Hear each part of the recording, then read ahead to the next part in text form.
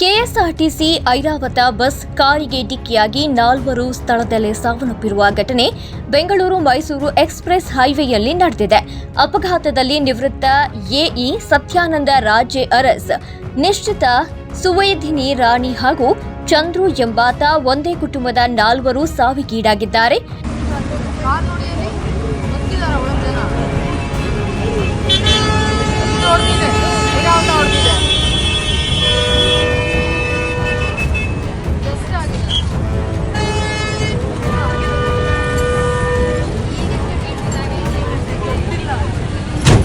Car ಚಾಲಕ ತೂಬಿನಕೆರೆ ಬಳಿ express ವೇಯಲ್ಲಿ exit ಆಗುವಾಗ ಗೊಂದಲಕ್ಕೀಡಾಗಿ ಎಕ್ಸ್‌ಪ್ರೆಸ್ ಹೈವೇಗೆ ಕಾರು ತಿರುಗಿಸಿದ್ದಾರೆ.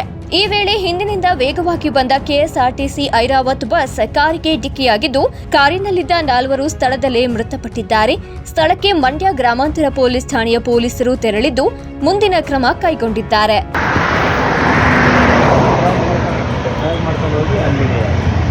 ಅಲ್ಲೇ ಲಾಸ್ಟ್